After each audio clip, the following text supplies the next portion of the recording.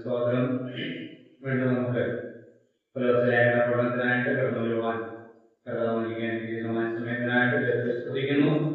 സന്നിധിയിലായിരിക്കുന്ന എല്ലാ പ്രിയപ്പെട്ടവർക്കും ഈശ്വരനാഥ നാമത്തിൽ വീണ്ടും സന്ധ്യാവന്ദനങ്ങളായിരിക്കും. നാം പുലർച്ചയായത്തിലെ 1-ാം അധ്യായത്തിൽ നാം ഇപ്പോൾ ചിന്തിച്ചുകൊണ്ടിരിക്കുന്നത് നമ്മുടെ പുസ്തക വിഭജനത്തിൽ 1-ാമത്തെ പ്രധാന ശീർഷകത്തിനാണ് നമ്മളിപ്പോൾ നിൽക്കുന്നത്. ഉപദേശം, യേശുക്രിസ്തുവിന്റെ സർവശ്രേഷ്ഠതയുടെ പ്രഖ്യാപനം 1-ാമത്തെ. അതിന്റെ ആദ്യത്തെ ഉപശീർഷകമാണ് ക്രിസ്തുവിന്റെ സർവശ്രേഷ്ഠത, സുവിശേഷ സന്ദേശങ്ങൾ. 1-ാമത്തെ 1 മുതൽ 12 വരെയുള്ള വാക്യം. അതില് 4 കുറിപ്പുകൾ നമ്മൾ പറയുകയുണ്ടായി. ക്രിസ്തുവിന്റെ സർവശ്രേഷ്ഠത, സുവിശേഷ സന്ദേശങ്ങൾ എന്നുള്ള ഉപശീർഷകത്തിൽ 1-ാമത്തെ കുറിപ്പ് അഭിവാദനം, 2 അഭിനന്ദനം, 3 കൊലോസ്യർക്കായുള്ള പൗലോസിന്റെ പ്രാർത്ഥന. അതെ, അത്രയും കാര്യങ്ങളാണ് നമ്മൾ അതിനകത്ത് അതിൽ ചിന്തിച്ചത്. ആ കൊലോസ്യർക്കായുള്ള പ്രാർത്ഥന ഈ 4 കാര്യങ്ങളാണ് നമ്മൾ ഓർത്തത്.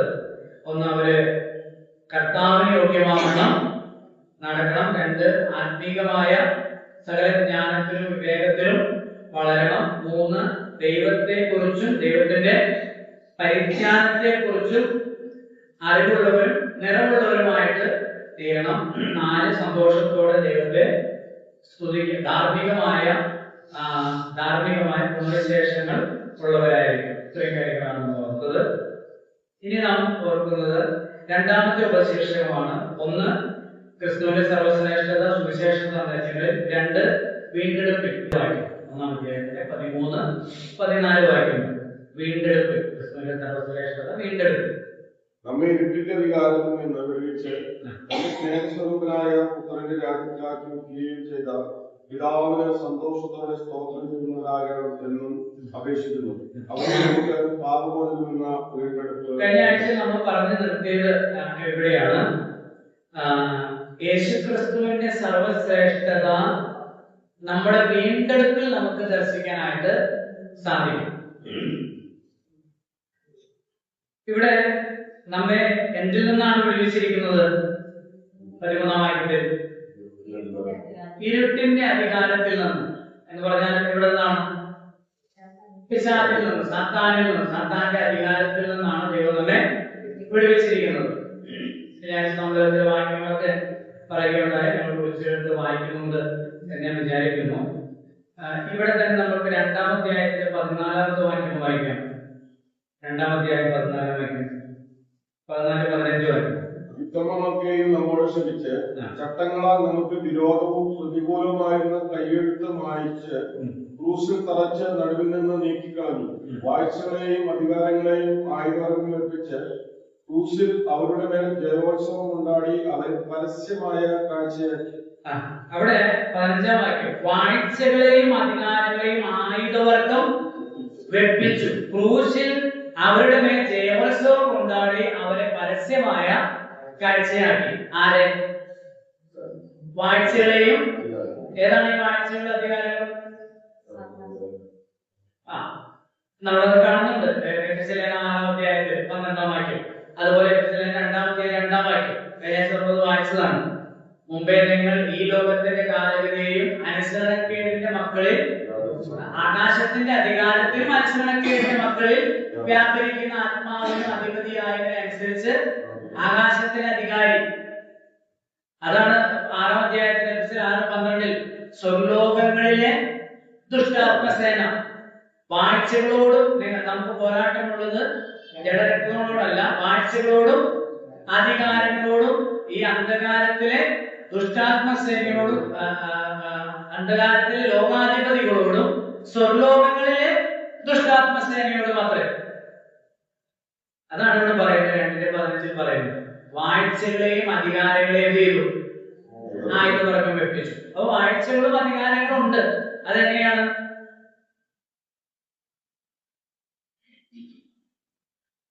ഇവിടെ ഈ ഈ പിശാച് ദൈവത്തിന്റെ ദൂതഗണത്തിൽ അതിപ്രധാനിയായ ഒരു വ്യക്തിയായിരുന്നു. അവനെങ്ങനെയാണ് ഈ കെരൂബായിരുന്ന എങ്ങനെയാണ് പിശാചായി തീർന്നത്? നിഗളിച്ചു, അവന്റെ അഹങ്കാരം കൊണ്ടാണ്. നമ്മളെങ്ങനെ ചിന്തിക്കുകയാണെങ്കിൽ ഏറ്റവും ആദ്യത്തെ പാവം ഏതാണ്? നിഗളമാണ്, അഹങ്കാരമാണ്. അപ്പൊ അവൻ താഴേക്ക് വീണപ്പോൾ അവൻ എന്ത് ചെയ്തു? തന്നെയാണോ വന്നേ? ദൈവത്തിന്റെ ദൂതസഞ്ചയത്തിൽ ഒരു കൂട്ടം ദൂതന്മാരെ അവൻ ചെയ്തു കൂടെ കൂട്ടി എന്ന് പറഞ്ഞാൽ തന്നെ വശത്താക്കി. നമ്മുടെ ചില കാര്യങ്ങളൊക്കെ നമ്മൾ ചിന്തിക്കുമ്പോഴേ നമ്മൾ ഓർക്കും, ഇവർക്കൊന്നും അറിവില്ലാഞ്ഞിട്ടാണോ ഇവർക്ക് തിന്മയുടെ വശത്ത് നിൽക്കുന്നത് എന്ന് നമ്മൾ പലപ്പോഴും ചിന്തിക്കും. അപ്പൊ അതിനൊരു ഉത്തരമാണിത്. ദൈവത്തിന്റെ സന്നിധിയിൽ ഉണ്ടായിരുന്ന കോടാനുകോടി ദൂതന്മാരിൽ ഒരു കൂട്ടം ആളുകളെ സ്വാധീനിക്കാനായിട്ട് ആർക്ക് കഴിഞ്ഞു? പിശാചിന് കഴിഞ്ഞു. അവൻ അവന്റെ കൂടെ കൂട്ടി. അവരാണ് ഈ അശുദ്ധാത്മാക്കൾ എന്ന് പറയുന്നത്. അങ്ങനെ അവൻ വന്ന് അവന്റെ സിംഹാസനം എവിടെ വെച്ചു? അവനെ അത്യുന്നതനെ മീതെ വെക്കാൻ കഴിഞ്ഞില്ല. അവനെ വെട്ടി താഴേക്ക് ഇട്ടു. അവൻ വന്ന് ഈ പ്രപഞ്ചത്തിൽ ആകാശമണ്ഡലത്തിൽ, അതാണ് Prince of the air, the principalities in the heavenlies എന്നാണ്. ഹെവൻലീസ് എന്ന് പറയുന്ന ആകാശമണ്ഡലം, സ്വർഗത്തിലല്ല, പിന്നെ ആകാശമണ്ഡലത്തിൽ. സ്വർലോകങ്ങളിലെ ദുഷ്ടാത്മസേന എന്ന് പറയുന്നത് സ്വർഗത്തിലാണോ? അല്ല, എയർ, ആകാശമണ്ഡലങ്ങൾ, ഹെവൻലീസിൽ അവൻ എന്ത് ചെയ്തിരിക്കുക?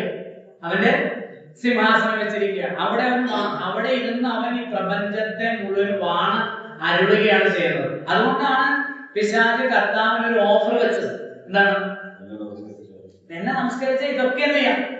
സകലവും നിനക്ക് തരാം. ഇതിന്റെ മുഴുവൻ അധികാരവും നിനക്ക് ഏൽപ്പിച്ചു തരാം.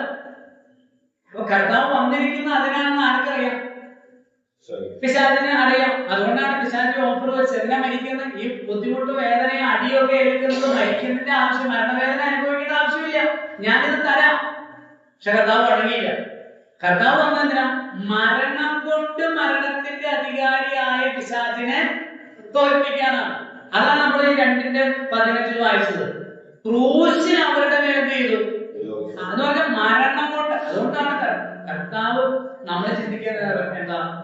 ഒരു കാലഘട്ടം വരെ നമ്മളൊക്കെ ചിന്തിച്ചുകൊണ്ടിരുന്ന ഇതെന്താ? പിശാചാണ് കർത്താവിനെ ചെയ്തത്, കൊന്നത്, ക്രൂശിക്കാൻ വേണ്ടിയിട്ടുള്ള എല്ലാ പരിപാടികളും പീലാത്തോസിനെ യഹൂദന്മാരെയൊക്കെ പ്രോത്സാഹിപ്പിച്ച പിശാചാണോ? ആണോ? പിശാച് ആഗ്രഹിച്ചത് എന്താ? മരിക്കരുത്. പത്രോസിലൂടെ പറഞ്ഞു, കർത്താവെ നിനക്ക് അങ്ങനെ ഭവിക്കരുത്, നീ മരിക്കരുത്. അങ്ങനെ പറഞ്ഞു. കർത്താവ് പറഞ്ഞു, സാധാരണ എന്നെ വിട്ട് സാധാരണല്ല, സാധാരണ ആഗ്രഹമാണ് ആര് പറയുന്നത്? പത്രോസ് പറയുന്നത്. സാധാരണ ആഗ്രഹിക്കുന്നത് കർത്താവ് മരിക്കുന്നു. കർത്താവ് മരിച്ച ആരെന്ത് സംഭവിക്കും? വാഗ്ദത്തം പറയൂലേ? ഉൽപ്പത്തി പുസ്തകത്തിലെ വാഗ്ദത്തം പറഞ്ഞാല് അവന് തല എന്ത് ചെയ്യും? തകരും. തല തകരുക പറഞ്ഞാൽ ഈ തലയാണോ ഉദ്ദേശിക്കുന്നത്? തല തകരുക എന്ന് പറഞ്ഞാൽ എന്താ? അധികാരം. അവന്റെ അധികാരം നഷ്ടമാകും. ലോകത്തിൽ മനുഷ്യരുടെ മേലുള്ള അധികാരം അവന് നഷ്ടമാകും. അതാണ് ക്രൂശിൽ ചെയ്തത് കർത്താവ്. ആ വാഴ്ചകളെയും അധികാരങ്ങളെയും ആയുധവർഗം വെപ്പിച്ചു. ക്രൂശിൽ അവരുടെ മേൽ ജയോത്സവം ഉണ്ടായി. മരിച്ചടക്കപ്പെട്ടു, ഉയർത്തെഴുന്നേറ്റ് കഴിഞ്ഞപ്പോൾ കർത്താവ് പറഞ്ഞത് ഇതുമായി കൂട്ടി ചിന്തിക്കണം. സ്വർഗാരോഹണം ചെയ്യുന്ന സമയത്ത് ശിഷ്യന്മാരോട് പറഞ്ഞു, മത്തായി 28:19-16 മുതലുള്ള വാക്യങ്ങൾ വായിച്ചാൽ കർത്താവ് ഒടുവിലായി അവർക്ക് പ്രത്യക്ഷമാകും. കർത്താവ് പറയുന്നുണ്ട്, എന്താ പറയുന്നത്? സ്വർഗത്തിലും ഭൂമിയിലും സകല അധികാരവും എനിക്ക് നൽകപ്പെട്ടിരിക്കുന്നു. അപ്പൊ മരിച്ചു കഴിഞ്ഞപ്പോൾ മരണമടക്ക പുനരുദ്ധാനത്തിലൂടെ യേശു കർത്താവിന് പാപത്താൽ വശംവദനായ, പാപത്തിന്റെ അടിമത്വത്തിലുള്ള മനുഷ്യരെ രക്ഷിക്കാനുള്ള അധികാരം കർത്താവിന് ലഭിച്ചു. ആരൊക്കെ യേശുവിനെ കർത്താവായിട്ട് സ്വീകരിക്കുന്നുവോ, ശ്രദ്ധിക്കണം, ആരൊക്കെ യേശുവിനെ കർത്താവായിട്ട് സ്വീകരിക്കുന്നുവോ അവരൊക്കെ എവിടേക്ക് ട്രാൻസ്ഫോം ചെയ്യുന്നു? എവിടേക്ക് അവർക്ക് സ്ഥാനമാറ്റം കിട്ടുന്നത്? 13-ാം വാക്യപ്രകാരം ഇരുട്ടിന്റെ അധികാരത്തിൽ നിന്ന് സ്നേഹസ്വരൂപനായ പുത്രന്റെ രാജ്യത്തിലേക്ക്. പൈശാചികന്റെ രാജ്യത്തിൽ നിന്ന് എവിടേക്ക് വന്നു? ആ ഇരുട്ടിന്റെ അധികാരത്തിൽ നിന്ന് വെളിച്ചത്തിന്റെ അധികാരത്തിലേക്ക് ട്രാൻസ്ഫോർമേഷൻ വന്നു. ഞാൻ കഴിഞ്ഞ ആഴ്ച പറഞ്ഞ പോലെ നമ്മൾ ലോകത്തിലുള്ള മനുഷ്യൻ നടക്കുന്ന പോലെ രണ്ടു കാലം നടക്കുന്നത്, നമ്മൾ വാഹനം ഓടിക്കുന്നു, നമ്മൾ ആഹാരം കഴിക്കുന്നു, അവരെ പോലെ ജോലി ചെയ്യുന്നു, എല്ലാം ചെയ്യുന്നു. പക്ഷെ നമ്മൾ ആരുടെ അധികാരത്തിലല്ല? ഇരുട്ടിന്റെ അധികാരത്തിലല്ല, പൈശാചിന്റെ അധികാരത്തിന്റെ കീഴിലല്ല. അവന് നമ്മുടെ മേൽ എന്തില്ല? ഒരു അധികാരവും ഉണ്ടോ? ഈ ജ്ഞാനമതക്കാരൻ ഈ കൊലോസ്യ ലേഖനത്തിന്റെ അല്പം ബുദ്ധിമുട്ടാണ്. ഈ ഗലാത്യ ലേഖനമൊക്കെ നമ്മൾ പഠിച്ച പോലെ നമ്മുടെ ആസ്വാദികരമല്ല. കാരണം അതിൽ വാക്കുകളും പ്രയോഗങ്ങളും ഒക്കെ. പിന്നെ ഇതിന്റെ ഒരു പ്രത്യേകത എന്ന് പറഞ്ഞാല് മറ്റു ലേഖനങ്ങളിൽ നമുക്ക് പ്രത്യക്ഷമായിട്ട് എന്താണ് ദുരുപദേശം എന്നുള്ളത് വ്യക്തമായിട്ട് അവിടെ രേഖപ്പെടുത്തിയിട്ടുണ്ട്. ഇവിടെ അങ്ങനെ പറഞ്ഞിട്ടില്ല, ഇന്ന കൂട്ടരാണ് പ്രശ്നക്കാരെന്ന്. പക്ഷെ നമ്മളത് അതിലെ പ്രയോഗങ്ങളിൽ നിന്നും ആ കാലഘട്ടത്തിൽ ഉണ്ടായിരുന്ന ദുരുപദേശങ്ങൾ നമുക്ക് വ്യക്തമായിട്ട് മനസ്സിലാക്കാൻ പറ്റും. അപ്പൊ ദുരുപദേശക്കാര് ജ്ഞാനമതക്കാരൻ, നോസ്റ്റിക്സുകൾ പറയുന്നത് എന്താണ്? ദൈവം സുപ്രീം ആയിട്ടുള്ള ഒരു സ്പിരിച്വൽ ബീങ് ആണ്. അതായത് ദൈവം വിശുദ്ധനായ ഒരു ആത്മീയ സത്തയാണ് ദൈവം എന്ന് പറയുന്നത്. ദൈവത്തിന് മാറ്ററുമായിട്ട്, ദ്രവ്യവുമായിട്ട് അല്ലെങ്കിൽ വസ്തുവുമായിട്ട് എന്തില്ല? ബന്ധമില്ല. കാരണം മാറ്റർ ഈസ് ഈവിൾ. ദ്രവ്യം എന്താണ്? തിന്മയാണ്, പാപമാണ്, അശുദ്ധമാണ്. അപ്പൊ ദൈവം ഈ ഭൂമി അല്ലെങ്കിൽ പ്രപഞ്ചത്തെ, ദ്രവ്യമുള്ള മാറ്ററുള്ള ഈ ലോകത്തെ, പ്രപഞ്ചത്തെ സൃഷ്ടിച്ചത് ചെറിയ ദൈവങ്ങളിലൂടെയാണ്. എന്നാണ് അവർ പറയുന്നത്, കുട്ടി ദൈവങ്ങളിലൂടെ. യഹോവസാക്ഷികളുടെ ഒരു ഉപദേശം അതാണല്ലോ. യഹോവസാക്ഷികൾ അങ്ങനെയാണ് വിളിക്കുന്നത്. അപ്പൊ അതൊരു കുട്ടി ദൈവമാണ് ആര്? യേശു. യഹോവസാക്ഷികൾ പറയുന്നത്. അപ്പൊ ഈ ദൈവത്തിന് ഒരിക്കലും ലോകവുമായിട്ട് നേരിട്ട് ബന്ധപ്പെടാൻ കഴിയാത്തതുകൊണ്ട് ദൈവത്തിന്റെ മധ്യത്തിൽ കുറെ ആളുകളെ ചെയ്തിരിക്കുക എന്ന് പറഞ്ഞാൽ അതുകൊണ്ടാണല്ലോ നമ്മുടെ ഭാരതത്തിന്റെ ചിന്താഗതി അനുസരിച്ച് ജ്യോതിഷം. എന്താണ് ജ്യോതിഷം? നക്ഷത്രങ്ങളെ ആധാരമാക്കിയാണ്. അപ്പൊ എല്ലാ നക്ഷത്രങ്ങളെയും നിയന്ത്രിക്കുന്ന ഒരു ആത്മ ലോകമുണ്ട്, സ്പിരിച്വൽ പവേഴ്സ്, അതാണ് പ്രിൻസിപ്പാലിറ്റീസ്. അപ്പൊ ഈ ഒരു ദൂതസഞ്ചയങ്ങളാണ് ഇതിനൊക്കെ എന്ത് ചെയ്യുന്നത്? അത് ശനി ദേവനാണ്. ശനി ഒരു ഗോളമാണ്. പക്ഷെ ശനി ഗോളത്തെ നിയന്ത്രിക്കുന്ന ഒരു ആത്മശക്തിയുണ്ട്. അപ്പൊ ഇതെല്ലാം മനുഷ്യ ജീവിതത്തെ എന്ത് ചെയ്യുന്നുണ്ട്? മനുഷ്യന്റെ ദൈനംദിന ജീവിതത്തെ എന്ത് ചെയ്യുന്നുണ്ട്? സ്വാധീനിക്കുന്നുണ്ട് എന്നാണ്. അപ്പൊ അത് സ്വാധീനിക്കുമ്പോ ശുക്രൻ കടന്നു വരും, ചിലപ്പോൾ ശനി കടന്നു വരാം, ദോഷം വരും. ദോഷം വരാൻ മാറാൻ വേണ്ടിയിട്ട് ശനിദേവൻ എന്ത് ചെയ്യണം? പ്രസാദിപ്പിക്കണം. അതാണ് ഇതിന്റെ ടീച്ചിങ് എന്ന് പറയുന്നത്. ജ്ഞാനമതം ഒക്കെ നോക്കിയായിരിക്കും ഇതൊക്കെ വന്നിരിക്കുന്നത്, നമുക്ക് അറിഞ്ഞുകൂടാ. ഇതെല്ലാം വേറൊരു കാര്യമാണ്. ലോകത്തിലെ എല്ലാ മതങ്ങളും എല്ലാ ഫിലോസഫീസും പരസ്പരം ചെയ്യുന്നുണ്ട്. എടുത്തും കൊടുത്തും ഒക്കെയാണ് വളർന്നിട്ടുള്ളത്. എല്ലാ മതങ്ങളും അധിഷ്ഠിതമായിരിക്കുന്ന കർമ്മമാർഗത്തിലാണ്. ലോകത്തിലെ സകല മതവും ക്രിസ്തു മാർഗം ഒഴികെ, ക്രിസ്തു മതമടക്കം, ക്രിസ്തു മാർഗം ഒഴികെ, ശ്രദ്ധിക്കുന്നുണ്ടോ? ക്രിസ്തു മാർഗം ഒഴികെ ക്രിസ്തു മതമടക്കമുള്ള ലോകത്തിലെ സകല മതങ്ങളും എന്തിലും അധിഷ്ഠിതമായിരിക്കുന്നത്? കർമ്മമാർഗത്തിലാണ്. അപ്പൊ അതിലൊക്കെ ഈ വക എല്ലാവിധമായ ഉപദേശങ്ങളും ഈ ടീച്ചിങ്സും ഉണ്ട്. ഈ ലോകത്തെ, പ്രപഞ്ചത്തിൽ പല ശക്തികളുണ്ട്. അതിനൊക്കെ നമ്മൾ പ്രസാദിപ്പിക്കാനായിട്ട് പലവിധമായ ഡീപ്പർ നോളജ് നമുക്ക് വേണം. ആഴമായ ഇത് ഈ നോസ്റ്റിക്സുകൾ, ജ്ഞാനമതക്കാരോട് ചേർന്ന് ഈ കൊലോസ്യത്തിലുള്ള ഒരു മറ്റൊരു ദുരുപദേശമാണ്, അല്ലെങ്കിൽ ഒരു തത്വ സംഹിതയാണ്, തത്വശാഖയാണ് മിസ്റ്റിസിസം. മിസ്റ്റിസിസം എന്ന് പറഞ്ഞാൽ മിസ്റ്റിക് എന്ന് പറയുന്നത് നിഗൂഢ മതം. നിഗൂഢ മതക്കാരൊക്കെ പഠിപ്പിക്കുന്ന ഇതാണ്. ആഴമായ ഒരു വാക്യം മനസ്സിലേക്ക് വരുന്ന വെളിപ്പാട് പുസ്തകം അതിന്റെ 2-ാം അധ്യായത്തിന്റെ, വെളിപ്പാട് പുസ്തകം 2-ാം അധ്യായം 20ാമത്തെ വാക്യം വായിക്കാം. 20ഉം 24. എങ്കിലും താൻ പ്രവാചക എന്ന് പറഞ്ഞ് ദുർനടപ്പ് ആചരിപ്പാനും വിഗ്രഹാർപ്പണം തീരുമാനം എന്റെ ദാസന്മാരെ ഉപദേശിക്കുകയും തെറ്റിച്ചു കളയുകയും ചെയ്യുന്ന ഇസബേൽ എന്ന സ്ത്രീയെ നീ അനുവദിക്കുന്നു എന്നൊരു കുറ്റം നിന്നെ കുറിച്ച് പറയാൻ ഉണ്ട്. എന്നാൽ ഈ ഉപദേശം കൈക്കൊള്ളാതെ. ഏത് ഉപദേശം? ഇസബേലിന്റെ ഉപദേശം. ഇസബേലിന്റെ ഉപദേശത്തിന് സമാനമായ ഒരു ഉപദേശം തൊട്ടു മുമ്പ് ഇതിപ്പോ പറയുന്നത് തുയത്തേര സഭയോടാണ്. ഇതിനു മുമ്പുള്ള പെർഗമോസിലെ സഭയോട് പറയുന്നത് നോക്കി 14ാമത്തെ വാക്യം. എങ്കിലും നിന്നെ കുറിച്ച് കുറഞ്ഞ ഒരു കുറ്റം പറയാനുണ്ട്. ഇസ്രായേൽ മക്കൾ വിഗ്രഹാർപ്പിതം തിന്നേണ്ടതിനും ദുർനടപ്പ് ആചരിക്കേണ്ടതിനും അവരുടെ മുമ്പിൽ ഇറച്ച വയ്ക്കാൻ ബാലാക്കിന് ഉപദേശിച്ചു കൊടുത്ത ബിലയാമിന്റെ ഉപദേശം എന്താ? 2 കാര്യം ചെയ്യണം. എന്തൊക്കെ? വിഗ്രഹാർപ്പിതം തിന്നുക, ദുർനടപ്പ് ആചരിക്കുക. ഇതേ കാര്യമാണ് ഈ ഇസബേലിന്റെ ഉപദേശം. 20ാം വാക്യം. എങ്കിലും താൻ പ്രവാചക എന്ന് പറഞ്ഞ് ദുർനടപ്പ് ആചരിപ്പാനും വിഗ്രഹാർപ്പിതം തിന്നുവാനും എന്റെ ദാസന്മാരെ ഉപദേശിക്കുക. ഇനിയാണ് നമ്മൾ ശ്രദ്ധിക്കേണ്ടത് 24ാമത്തെ വാക്യത്തിൽ. എന്നാൽ ഈ ഉപദേശം കൈക്കൊള്ളാതെയും അവർ പറയും പോലെ സാത്താന്റെ ആഴങ്ങൾ അറിഞ്ഞിട്ടില്ല അതെയും തുയത്തേരിൽ ശേഷം വരും. അപ്പൊ എന്താ ഈ ഉപദേശം? എവിടെ നിന്ന് വരുന്ന ഈ ഉപദേശം? എവിടെ നിന്ന് വരുന്ന? സഭയില് ചില ആളുകൾക്ക് ദുർനടപ്പും വിഗ്രഹാർപ്പിതവും ഒന്നും എന്തല്ല ഒരു പ്രശ്നമല്ല, കുഴപ്പമല്ല. അതൊന്നും ചെയ്യുന്നത്, അത് ആചരിക്കുന്ന, ആ വഴിക്ക് നീങ്ങുന്നത് തെറ്റല്ല എന്ന് ഉപദേശിക്കുകയാണ്. അപ്പൊ ആ ഉപദേശം എവിടെ നിന്ന് വരുന്ന? അവിടെ പറഞ്ഞിട്ടുണ്ട് സാത്താന്റെ ആഴങ്ങൾ, ഡീപ്പർ ട്രൂത്ത്സ് ഓഫ് സാറ്റൻ എന്നാണ്. അതാണ് ഈ മിസ്റ്റിസിസം, നോസിസിസം ഒക്കെ ശാഖകള്. നിങ്ങൾ ഇപ്പൊ ചാറ്റ്ജിപിറ്റിയും ജെമിനിയും ഗൂഗിളൊക്കെ ഉണ്ടല്ലോ മക്കളെ, അതൊക്കെ എടുത്ത് നോക്കണേ. നോസിസിസം എഴുതി വെച്ചാൽ നോസിസിസം എന്ന് പറയുന്നത്. അതിൽ ഇതെല്ലാം ഉണ്ട്. നോസിസിന് പല ശാഖകളുണ്ട്.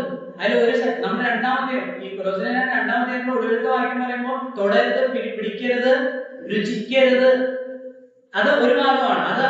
അതിന്റെ അസെപ്റ്റിസിസം എന്ന് പറയും. എന്ന് പറഞ്ഞാൽ വളരെ തീഷ്ണമായ യോഗ തപസ്സിലൂടെ, ശരീരത്യാഗത്തിലൂടെ ലോകത്തെ ത്യജിച്ചുകൊണ്ട് ജ്ഞാനം പ്രാപിക്കുകയും ദൈവത്തിൽ സായുജ്യമണയാൻ നേടുന്ന ഒന്നാണ്. അതിന്റെ മറുവശമുണ്ട്, ഇതേ നോസിസത്തിലുണ്ട്. അതെന്താന്ന് വെച്ചാൽ ദൈവം സൃഷ്ടിച്ചതെല്ലാം മനുഷ്യനെ അനുഭവിക്കാൻ വേണ്ടിയിട്ടുള്ളതാണ്. ഒന്നിനെ തീരുത്.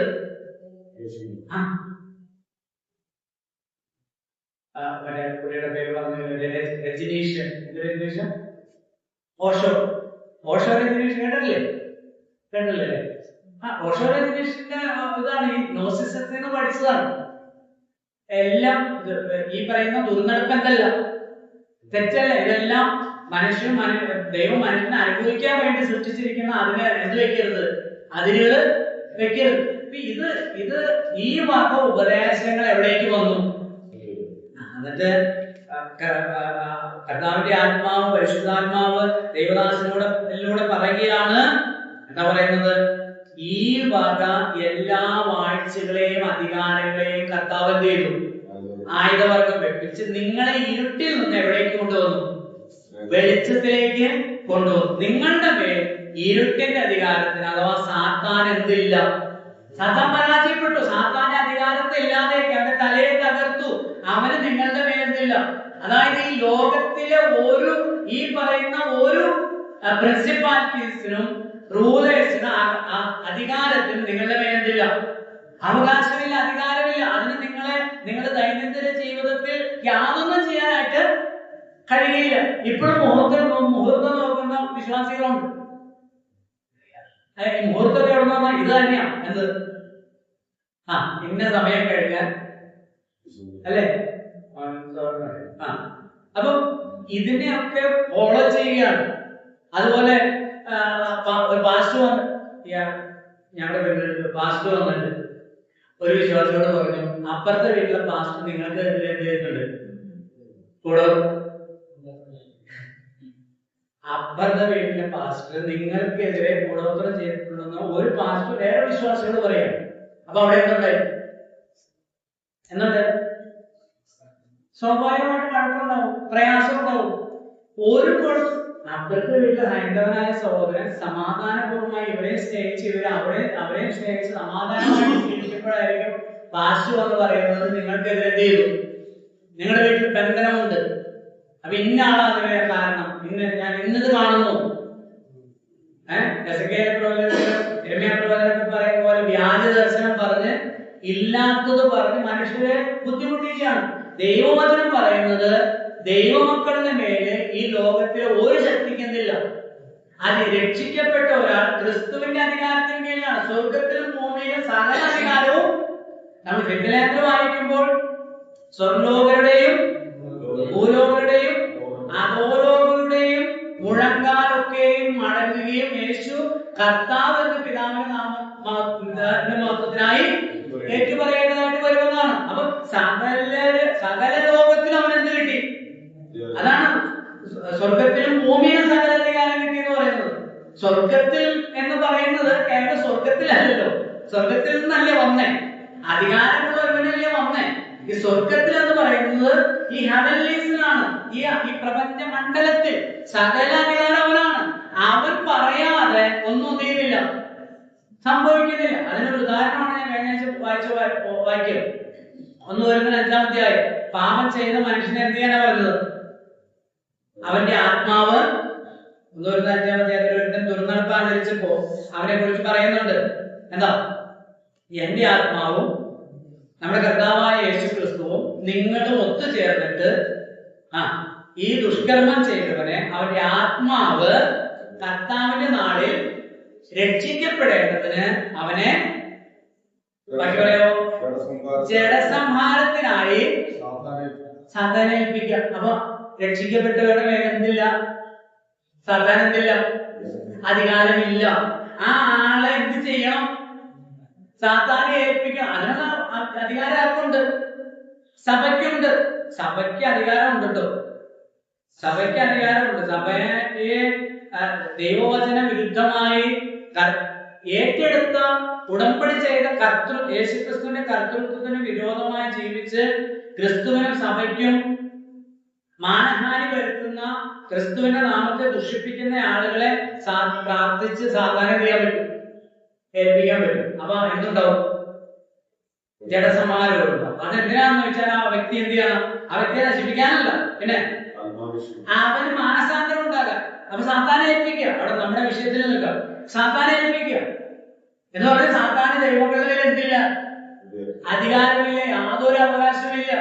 ഹോ സാത്താനെ യേശുവിന്റെ നാമത്തിൽ ശാസിക്കും. എന്തിന്? വല്ല ഗുണമുണ്ടോ? പറയൂ. ഒരു കാര്യവുമില്ല. അതായത് ശാസിക്കേണ്ട സാത്താനെ അല്ല, ശാസിക്കേണ്ടത് ആരല്ല. ഈ ശാസിക്കേണ്ട എന്തിനാന്ന് വെച്ചാൽ ഞാൻ നേരത്തെ പറഞ്ഞു, നമ്മൾ ഉദ്ദേശിക്കുന്ന കാര്യങ്ങൾ എന്തെങ്കിലില്ല. എന്തിനാ ശാസിക്കുന്നത്? നമ്മൾ ശാസിക്കാത്തതുകൊണ്ടായിരിക്കും ഇപ്പൊ പറയാൻ പറ്റാറ്. ഈ സാധാരണ ശാസിക്കുന്ന ആളുകൾ എന്തിനു ശാസിക്കുന്നത്? പ്രാർത്ഥിച്ച വിഷയങ്ങൾ എന്തില്ല, നടക്കുന്നില്ല. ആകാശത്തൂടെ പറന്നു പോകണം. അപ്പൊ ആകാശത്തിലെ തടസ്സം ആര് തടസ്സം നിർത്തും? പിതാവ്. അപ്പൊ പിതാവിനെ ശാസിച്ച് മാറ്റുക, വിദേശത്ത് പോകാനുള്ള തടസ്സം മാറും. എന്തൊരു കഷ്ടമാണ്. ഞാൻ സാധാരണ പറയുന്നത് ശാസിക്കുന്നത് പിശാചിനെയല്ല, ഈ വ്യക്തിയാണ് നേരിടുന്നത് ശാസിക്കേണ്ടത്. ദൈവേഷ്ടപ്രകാരം ജീവിക്കാനായിട്ട് അവന് ബോധം വരുന്നത് ശാസിച്ച്. അതെന്ത് പറയുന്നുണ്ട്? സൗമ്യതയുടെ ആത്മാവിൽ യഥാസ്ഥാനപ്പെടുത്തണം, തർജ്ജനം ചെയ്യണം, ശാസിക്കണം. എന്നിട്ടും ശരിയായില്ലെങ്കിലാണ് ശിക്ഷണ നടപടികൾ വേണ്ടത്, അച്ചടക്ക നടപടികൾ ആവശ്യമായി വരുന്നത്. സാത്താൻ ശാസിക്കുന്നവര്, സാത്താന് ദൈവത്തിൽ യാതൊരു വിധമായ അധികാരമില്ല. നമ്മുടെ ഒരു കാര്യത്തിന് ഇടപെടാൻ, അതായത് നമ്മുടെ ഒരു നന്മയെ മുടക്കാൻ ആർക്ക് കഴിയില്ല? പറയൂ. സാത്താന് കഴിയില്ല. കാരണം നാം ദൈവത്തിന്റെ മക്കളും നമ്മുടെ തല, നമ്മുടെ അധികാരി ആരാണ്? ക്രിസ്തുവുമാണ്.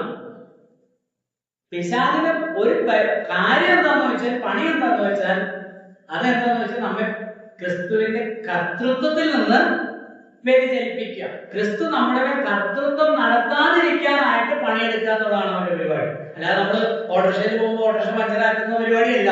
അത് അവന്റെ പരിപാടിയില്ല. അത് മനുഷ്യന്റെ എന്താ പറയുക, മാനസിക വൈകല്യത്തെ ഇവരൊക്കെ എന്ത് ചെയ്യുന്നതാണ്, ചൂഷണം ചെയ്യുന്നതാണത്. നമ്മെ ഇരുട്ടിന്റെ അധികാരത്തിൽ ഉപയോഗിച്ചു. മറ്റൊരു വിടുതലിനെ കുറിച്ച് അവിടെ പറയുന്നത് 14ാമത്തെ വാക്യത്തിൽ, അവനിൽ നമുക്ക് പാപമോചനം എന്ന വീണ്ടെടുപ്പുണ്ട്. നമ്മെ കർത്താവ് ചെയ്തു, വീണ്ടെടുത്തു. ആ വാക്കിൽ തന്നെ അതിന്റെ അർത്ഥമുണ്ട് അല്ലേ? എന്താ? വീണ്ടും എടുത്തു അല്ലെ? വീണ്ടെടുത്തു. റിഡംഷൻ എന്നുള്ള ആ വാക്ക് പറയുന്നത് റീഎംഷൻ. റീ എന്ന് പറഞ്ഞാൽ നമുക്കറിയാം again, back. എംഷൻ comes from the Latin word to buy or purchase, and purchase again, bring back, അല്ലെങ്കിൽ മൂല്യം കൊടുത്ത് വീണ്ടും ചെയ്യാം, സ്വന്തമാക്കുക. അതിനെ കുറിച്ചുള്ള ഉദാഹരണങ്ങൾ കേട്ടുകയാണ്. ഒരു കുറച്ച് കാശ് കൊടുത്ത് ഒരു വഞ്ചി വാങ്ങിച്ചു. അവനെ വെള്ളത്തിൽ കളിച്ചുകൊണ്ട് വഞ്ചി ചെയ്തു ഒഴുകിയിട്ടു. അപ്പൊ അവനാകെ സങ്കടമായി. പിന്നീട് ഒരിക്കലും അവൻ മാർക്കറ്റിൽ ചെന്നപ്പോ ഈ വഞ്ചി അവിടെ ഇട്ടു. ഇതാരോ എടുത്തുകൊണ്ട് പോയി അവിടെ ഇട്ടു. പിന്നെന്ത് ചെയ്തു? വീണ്ടും പൈസ കൊടുത്ത്, ഇത് പറഞ്ഞാൽ ആരെങ്കിലും അവൻ കൊടുക്കില്ല, വീണ്ടും പണം കൊടുക്കാതെ അവൻ സ്വന്തമായി. ഞാൻ വീണ്ടെടുപ്പ് എന്ന് പറയുന്നത്, മനുഷ്യൻ അവന്റേതായ കുഴപ്പങ്ങൾ കൊണ്ട് സൃഷ്ടാവിൽ നിന്ന് ചെയ്തു അകന്നു പോയപ്പോൾ സൃഷ്ടിതാവായ ദൈവം മനുഷ്യനെ വീണ്ടും സ്വന്തമായി. അപ്പൊ അവിടുത്തെ പ്രശ്നം എന്താണെന്ന് വെച്ചാൽ പാപമായിരുന്നു. അവനിൽ നമുക്ക് പാപമോചനം എന്ന വീണ്ടെടുപ്പ്, പാപങ്ങൾ മോചിച്ച് നമ്മെ എന്ത് ചെയ്തു. എഫെസ്യർ 1:7 നമ്മൾ വായിക്കുന്നത്, അവനിൽ നമുക്ക് അവന്റെ രക്തത്താൽ അതിക്രമങ്ങളുടെ മോചനം എന്ന വീണ്ടെടുപ്പുണ്ട്. അപ്പൊ പാപം മോചിച്ച്, അല്ലെങ്കിൽ അതിക്രമങ്ങൾ, ട്രാൻസ്ഗ്രഷൻസും സിൻസും ഒക്കെ പാപമെല്ലാം മോചിപ്പിച്ച് നമ്മെ എന്ത് ചെയ്തു. അല്ലാതെ സ്വന്തമാക്കാൻ പറ്റില്ല. പാപമുള്ള ഒരാളെ ദൈവത്തിന് സ്വന്തമാക്കാൻ പറ്റുമോ? അന്ന് പോയതിന്റെ കാരണം എന്താ?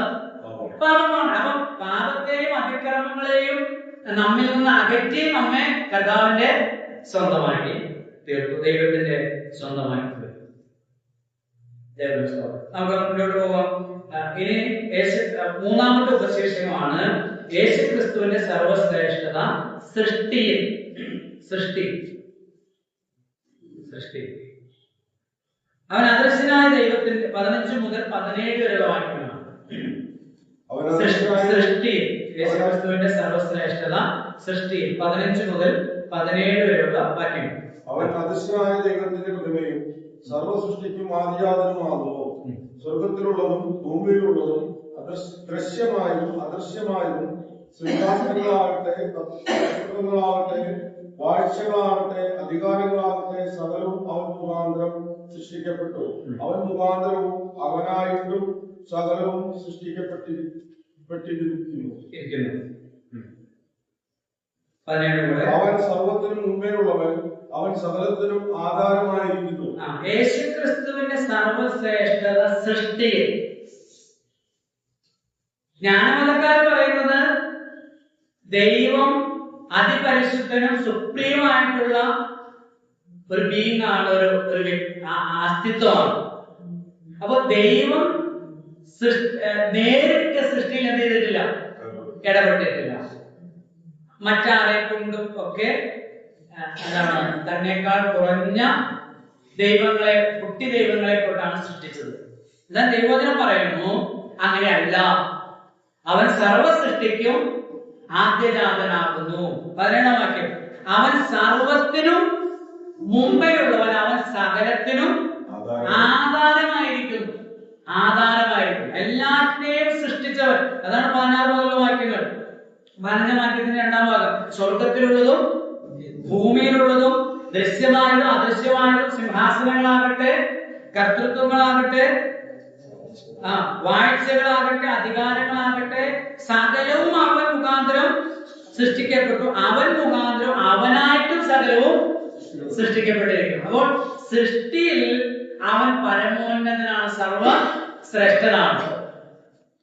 സൃഷ്ടിയിൽ അവൻ അവന്റെ സൃഷ്ടിപ്പിലൂടെ മനസ്സിലാക്കാം അവൻ സൃഷ്ടിയുടെ മേൽ അധികാരമുള്ള സർവശ്രേഷ്ഠനാണ് നമ്മുടെ കർത്താവായ യേശു ക്രിസ്തു. ഇവിടെ നമ്മൾ നേരത്തെ പറഞ്ഞ വിഷയത്തിലെ ചില വാക്കുകളോടൊപ്പം വരുന്നുകൊണ്ട് ആദ്യം അതൊന്ന് പരാമർശിച്ചിട്ട് നമുക്ക് മുന്നോട്ട് പോകും. 16-ാം വാക്യത്തിൽ ദൃശ്യമായതും അദൃശ്യമായതും സിംഹാസനങ്ങളാകട്ടെ കർത്തൃത്വങ്ങളാകട്ടെ വാഴ്ചകളാകട്ടെ അധികാരങ്ങളാകട്ടെ സകലവും അവൻ മുഖാന്തരം. അപ്പൊ ഈ സിംഹാസനങ്ങളും വാഴ്ചകളും അധികാരങ്ങളും ആര് മുഖാന്തരം സൃഷ്ടിക്കപ്പെട്ടെ? ദൈവമാണ്, കർത്താവാണ്. അപ്പൊ നേരത്തെ നമ്മൾ പറഞ്ഞത് വാഴ്ചകളെയും അധികാരങ്ങളെയും ആയുധവർഗം വെപ്പിച്ച് സ്വർലോകങ്ങളിൽ എന്താണ് വാഴ്ചകളോടും അധികാരങ്ങളോടും സ്വർലോകങ്ങളിലെ ദുഷ്ടാത്മസേനയോടും. അപ്പൊ അത് ഇതുമായിട്ട് എന്താ ബന്ധം? അതാണോ ഇത്?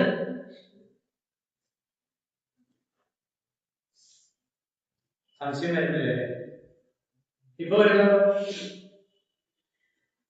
അതായത് വാഴ്ചകളെയും അധികാരങ്ങളെയും കർത്താവ് എന്ത് ക്രൂശിൽ ആയുധവർഗം വെപ്പിച്ച് അവരുടെ മേൽ ജയോത്സവം കൊണ്ടാടി. അപ്പൊ അതാരെ? സാത്താനെയും അവന്റെ കൂട്ടരെയും അവന്റെ ദൂതന്മാരെ. സാത്താന്റെ ദൂതന്മാരെ വിളിക്കുന്നതാണ് അശുദ്ധാത്മാക്കൾ. അശുദ്ധാത്മാവ് ഒരു മനുഷ്യനെ വിട്ട് പുറപ്പെട്ട ശേഷം നമ്മൾ വായിക്കുന്നില്ല 12 ഈ അശുദ്ധാത്മാവിനെ വിടുന്നത് ആരാ? ഓരോരുത്തരേക്ക് വിടുന്നത്, അതിനെ നിയന്ത്രിക്കുന്ന ആരാ? സാത്താൻ. അതാണ് എഫെസ്യർ 2:2 ആകാശത്തിന്റെ അധികാരത്തിന് അനുസരണക്കേടിന്റെ മക്കളിൽ വ്യാപരിക്കുന്ന ആത്മാവിനും അധിപതിയായ. ഈ ആത്മാക്കളുടെ ഒക്കെ അധിപതിയാണ് ആര്? സാത്താൻ. അവനാണ് വിടുന്നത്. അത് ഓരോരുത്തരെ വീടി വലിക്കാനുള്ള ആത്മാവിനെ വിടുന്നത്, തെറി പറയാൻ, വഴക്കുണ്ടാക്കാൻ, കുടുംബജീവിതത്തെ തകർക്കാൻ ഒക്കെ ഓരോന്നിനുള്ള കുട്ടിപ്പിചാരിക്കുന്ന ദുരാത്മാക്കളെ അയക്കുന്ന ആരാ? ഈ പുള്ളിയാണ്. അപ്പൊ ഈ അശുദ്ധ ലോകത്തിന്റെ ആ വാഴ്ചകളും അധികാരങ്ങളും ഉണ്ട്. ദൈവം അശുദ്ധ ലോകത്തിലെ വാഴ്ചകളെ അധികാരങ്ങളെ എന്ത് ചെയ്തിട്ടില്ല? സൃഷ്ടിച്ചിട്ടില്ല. ശ്രദ്ധിക്കണേ. പിന്നെ ഒരു ക്ലാരിറ്റി വരണം. അല്ലെങ്കിൽ നമ്മളിനി വേറെ എപ്പോഴെങ്കിലും ചിന്തിക്കുകയോ അല്ലെങ്കിൽ കേൾക്കുകയോ ആളുകൾ ചോദിക്കുകയോ ചെയ്യുമ്പോൾ കൺഫ്യൂഷൻ ഉണ്ടാകരുത്. നമുക്ക് വായിക്കാം, 2-3 വാക്യങ്ങൾ വായിക്കാം. എഫെസ്യർ 3-ാം വാക്യം. എഫെസ്യർ 1-ാം 21-ാം വാക്യം ആദ്യമായിട്ട് വായിക്കാം. എഫെസ്യർ 1-ാം 21-ാം വാക്യം. സ്വർഗത്തിൽ തന്റെ വലത്തുഭാഗത്ത് എല്ലാ വാഴ്ചയ്ക്കും അധികാരത്തിനും ശക്തിക്കും കർത്തൃത്വത്തിനും ഈ ലോകത്തിൽ മാത്രമല്ല വരുവാനുള്ളതിലും വിളിക്കപ്പെടുന്ന സകലനാമത്തിനും അത്യന്തം മീതെ ഇരുത്തുകയും. സ്വർഗത്തിൽ പിതാവിന്റെ വലത്തുഭാഗത്ത് എല്ലാ വാഴ്ചയ്ക്കും അധികാരത്തിനും ശക്തിക്കും കർത്തൃത്വത്തിനും അധികാരിയായി ആരെത്തി? പുത്രനെ ഇരുത്തി. ഇനി 3:10 3:10 അങ്ങനെ ഇപ്പോൾ സ്വർഗത്തിൽ വാഴ്ചയ്ക്കും അധികാരങ്ങൾക്കും ദൈവത്തിന്റെ ബഹുവിധ ജ്ഞാനം അവൻ നമ്മുടെ കർത്താവായ യേശുക്രിസ്തുവിൽ നിവർത്തിച്ച അനാദി നിർണയപ്രകാരം സഭ മുഖാന്തരം അറിയായ. ഈ സ്വർഗത്തിൽ എന്തുണ്ട്? വാഴ്ചകളും അധികാരങ്ങളും ഉണ്ട്.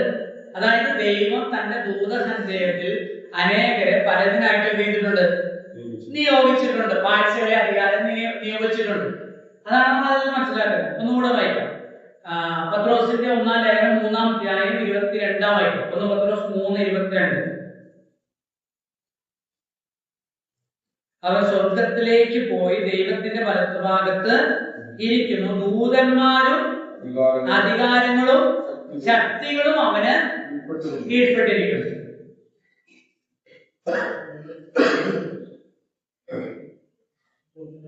ഇപ്പോ സംശയമുണ്ടോ?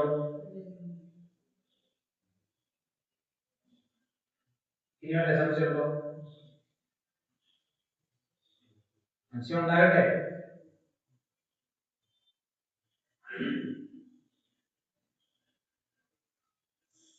സ്വർഗത്തിൽ എന്ന് പറയുന്നത് നമ്മൾ കാണുന്നില്ലേ?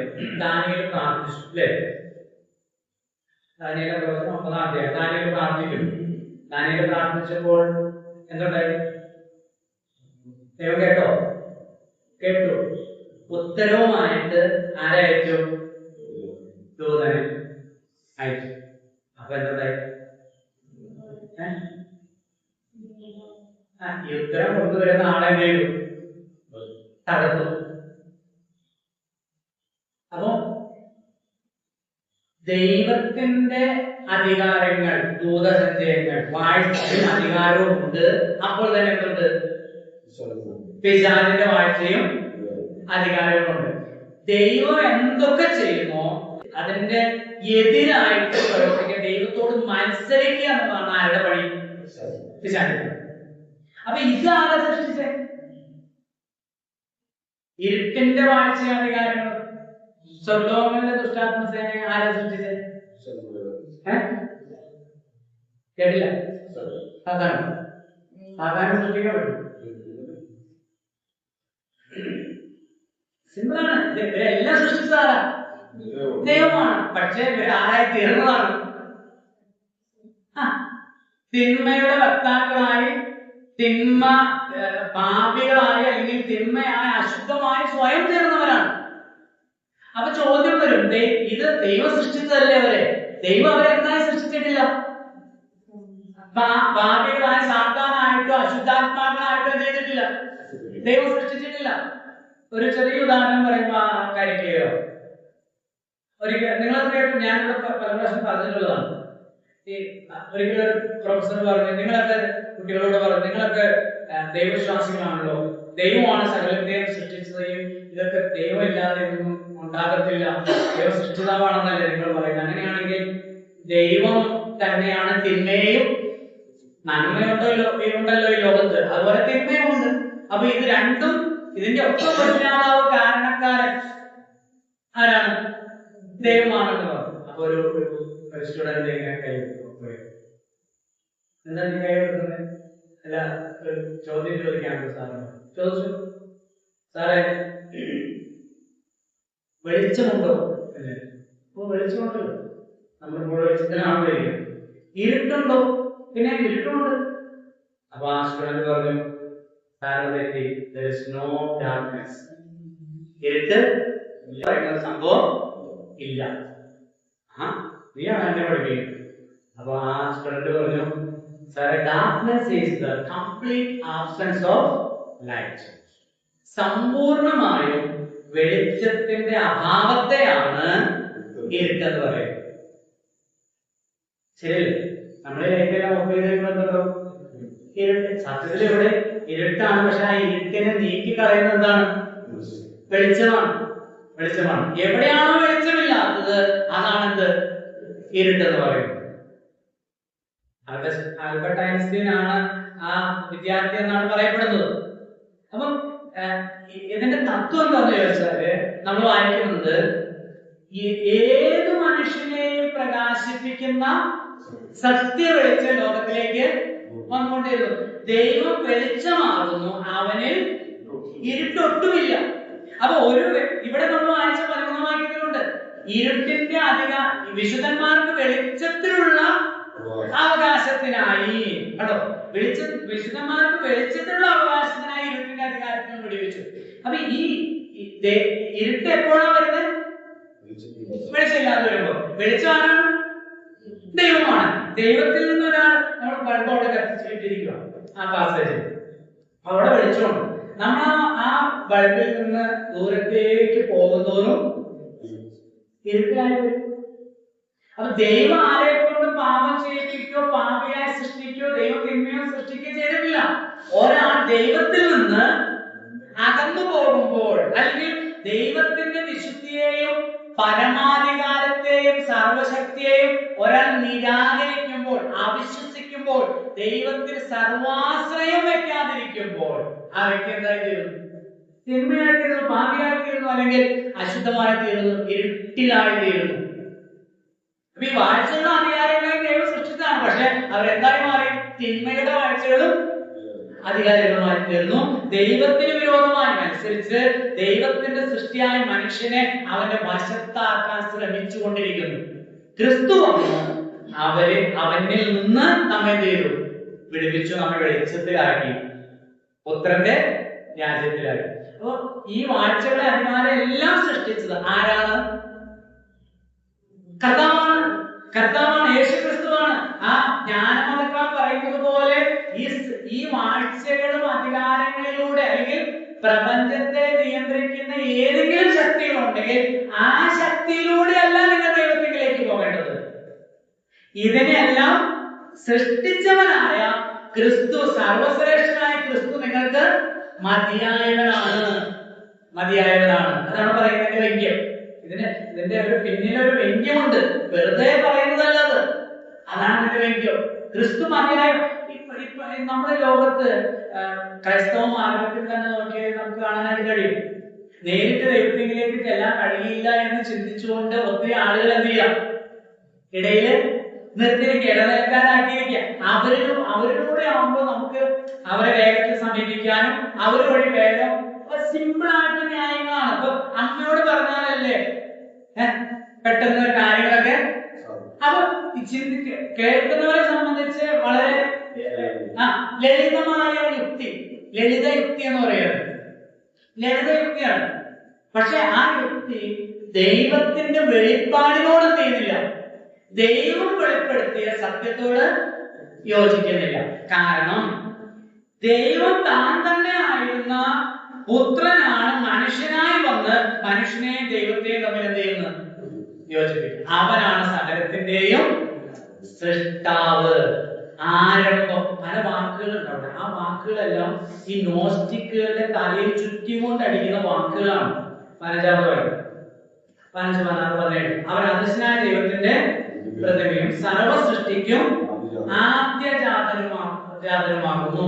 സ്വർഗത്തിലുള്ളതും ഭൂമിയിലുള്ളതും ദൃശ്യമായതും അദൃശ്യമായതും. ഇവിടെ അതാണ് ആ വാക്ക് ശ്രദ്ധ. ദൃശ്യമായതും അദൃശ്യമായ ഈ സിംഹാസനങ്ങളും കർത്തൃത്വങ്ങളും വാഴ്ചകളും അധികാരങ്ങളും സകലവും അവൻ മുഖാന്തരമാണ് ചെയ്തത്, സൃഷ്ടിക്കപ്പെട്ടു. അവൻ മുഖാന്തരം അവനായിട്ടും സകലം സൃഷ്ടിക്കും. അവൻ സർവത്തിനും മുമ്പേയുള്ളവൻ, എല്ലാറ്റിനും മുമ്പേയുള്ളവൻ, സൃഷ്ടിയുടെ ഭാഗമല്ലെന്ന്. പിന്നെ അതിന് മുമ്പേ ഉള്ളവൻ. പിന്നെ അവൻ സകലത്തിനും ആധാരമായി. എല്ലാം സൃഷ്ടിച്ചത് കർത്താവാണ്. നമ്മള് യോഹന്നാന്റെ സുവിശേഷം വായിക്കുമ്പോൾ ആ ഭാഗം ഒന്ന് മനസ്സിലാക്കുക. ആദ്യം വചനം ഉണ്ടായിരുന്നു, വചനം ദൈവത്തോട്. അപ്പൊ നമ്മൾ നോക്കിക്കേ, ആദിയിൽ വചനം ഉണ്ടായിരുന്നു. വിചാരിക്കുക, ആദിയിലെ വചനമാണ്. ഓക്കെ, വചനം ദൈവത്തോട് കൂടെയായിരുന്നു. വിധാരിക്കാം, ആദ്യം വചനം ഉണ്ടായിരുന്നു, വചനം ദൈവത്തോട് കൂടെയായിരുന്നു, വചനം ദൈവമായിരുന്നു. വിധാരിക്കാം, വചനം എന്തായിത്തീർന്നു? ജഡമായിത്തീർന്നു. വചനം ജഡമായിത്തീർന്നു. ഹൃദയ സത്യം നിറഞ്ഞവനായ നമ്മുടെ ഇടയിൽ പറഞ്ഞു. അപ്പൊ ഈ വചനം ദൈവത്തോട് കൂടെ ആയിരുന്നു. വചനം ആരാ? ദൈവത്തോട് കൂടെ ആയിരുന്നു എന്ന് പറഞ്ഞത് അതാണ്. അത് ദൈവം, രണ്ട് ദൈവം. ഈ ആദിയിലെ വചനമാണ് ജഡമായി തീർന്നത്. അപ്പൊ എന്ത് പേരെടുത്തു? യേശു. അപ്പൊ അതിനു മുമ്പുള്ള പേരെന്താ? പുത്രൻ. പുത്രനല്ലേ യേശുവായത്? ജഡമെടുത്തപ്പോൾ ഉണ്ടായ പേരല്ലേ യേശു? അതിനു മുമ്പ് ഏതാ പേര്? പുത്രൻ. പുത്രൻ ആരോട് കൂടെയായിരുന്നു? പിതാവിനോട് കൂടെയായിരുന്നു. ദൈവത്തോട് കൂടെയായിരുന്നു എടുത്ത് നിങ്ങൾ അത് ചേർക്കണം. ആരുടെ കൂടെയായിരുന്നു? പിതാവിനോട് കൂടെയായിരുന്നു. ഞാൻ പറയുന്നതല്ല, 14 മുതൽ വായിക്കുമ്പോൾ മനസ്സിലാവും. വചനം ജഡമായി തീർന്നു, കൃപയും സത്യവും നിറഞ്ഞവനായി നമ്മുടെ ഇടയിൽ പാർത്തു. നാം അവന്റെ തേജസ് പിതാവിൽ നിന്ന് ഏകജാതനായവന്റെ തേജസ്സായി കണ്ടു. ദൈവത്തെ ആരും ഒരു നാളും കണ്ടിട്ടില്ല. അവന്റെ മടിയിലിരിക്കുന്ന ഏകജാതനായ പുത്രൻ. മടിയിലിരിക്കുന്ന പറഞ്ഞാൽ നേരത്തെ പറഞ്ഞതാ, വചനം ദൈവത്തോട് കൂടെ ആയിരുന്നു. അത് ഈ മടിയിലിരിക്കുന്ന, അല്ലെങ്കിൽ ഈ മടിയിലല്ല. പിതാവും പുത്രനും പരിശുദ്ധാത്മാവും ഒന്നായിരുന്നു. ഒരുമിച്ചിരുന്നതിൽ പുത്രൻ എന്ത് ചെയ്തു? ശരീരം എടുത്തു വന്നു. എന്തിനു വേണ്ടി? ഈ തേജസ് വെളിപ്പെടുത്തുവാൻ, ദൈവത്തെ വെളിപ്പെടുത്തുവാൻ. അതാണ് ഇവിടെ ഈ ആദ്യജാതൻ, ഏകജാതൻ എന്നുള്ള വാക്കുകൾ നമ്മൾ പലരും കാണുന്നുണ്ട്. ഏകജാതനായ പുത്രനെ, ഏകജാതൻ എന്ന് പറയുന്നത് ഒരേ ഒരു മകൻ അല്ലേ? അല്ലേ? വേറെ മക്കളില്ല. വേറെ മക്കളില്ലാത്ത അങ്ങനെയാണെങ്കിൽ ജനിപ്പിക്കപ്പെട്ട മകനാണോ പുത്രൻ? അല്ലെന്നല്ലേ യോഹന്ന 1:1 പറയുന്നത്. ആദിയിൽ ഉൽപ്പത്തി 1:1 ആദിയിൽ ദൈവം ആകാശവും, അതേതാദ്യം സൃഷ്ടിയുടെ തുടക്കത്തെ കുറിച്ചാണ് പറയുന്നത്. അതിനൊരു കാലമുണ്ടല്ലോ, ഒരു സമയം. ആദിയിൽ ദൈവം ആകാശവും ഭൂമിയും അവ സൃഷ്ടിച്ച ദിവസം മുതലുള്ള അതാണ് ആദ്യം. ഈ യോഹന്ന 1:1 പറയുന്ന ആദ്യം കാലമുണ്ടോ? കാലമില്ല. ടൈംലെസ് ടൈംലെസ് ടൈം എന്നാണ് പറയുന്നത്. സമയമില്ലാത്തൊരു സമയത്തെ കുറിച്ച് എന്ന് പറഞ്ഞാൽ ദൈവത്തിന്റെ അസ്തിത്വം ഉള്ളത് മുതൽ ആദിയിൽ ഉണ്ടായിരുന്ന വചനമാണ്. ആ വചനം ദൈവത്തോടു കൂടെ ഉണ്ടായിരുന്ന ദൈവമാണ്, പുത്രനാണ്. ആ പുത്രനാണ് ചെയ്തത്, വെളിപ്പെട്ടു വന്നത്. അപ്പൊ ആ ഏകജാതൻ എന്ന് പറയുന്നത് മോണോജെനസ് എന്ന ഗ്രീക്ക് വാക്ക്. മോണോ നമ്മൾ കേട്ടു. മോണോ എന്താ? ഒന്ന്. ജെനസ് കേട്ടിട്ടില്ലേ? ഏത് ജനസിൽപ്പെട്ടാണ് അല്ലേ എന്ന് പറഞ്ഞാൽ ഏത് വർഗത്തിൽ? മോണോജെനസ്, തന്റെ ഏകജാതനായ പുത്രൻ എന്ന് പറഞ്ഞാൽ തന്റെ അതേ വർഗത്തിൽപ്പെട്ട തന്നെ പോലെയുള്ള പുത്രൻ. ആദിയിലുണ്ടായിരുന്ന വചനം, ദൈവത്തോടു കൂടി ഉണ്ടായിരുന്ന വചനം, ദൈവമായിരുന്ന വചനം, അതേ വർഗത്തിൽപ്പെട്ട, സാരാംശത്തിലും സത്തയിലും ഒരുപോലെയുള്ള. ഇനി ആദ്യജാതൻ എന്ന് നമ്മളോട് വായിക്കുന്നു. അവൻ സർവ്വ സൃഷ്ടിക്കും ആദ്യജാതൻ എന്ന് പറയുന്നത് എന്താ?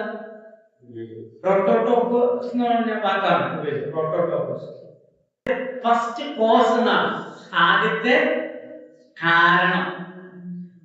എന്റെ കാരണമാണ്, ഞാൻ ഉണ്ടാകാൻ കാരണമാണെന്ന് വെച്ചാൽ എന്റെ മാതാപിതാക്കൾ. അവരുടെ കാരണം ആരാണെന്ന് വെച്ചാൽ അവരുടെ മാതാപിതാക്കൾ. അങ്ങനെ പിന്നോട്ട് പോകുമ്പോൾ എവിടെ ചെല്ലും? ആദമിലും ഹവ്വയിലും ചെല്ലും. അവരുടെ ആരുടെ കാരണം എന്ന് വെച്ചാൽ കർത്താവാണ്. യോഹന്നാൻ 1:3 പറയുന്നുണ്ട്, സകലം അവൻ മുഖാന്തരം ഉളവായി. ആരെ? വചനം.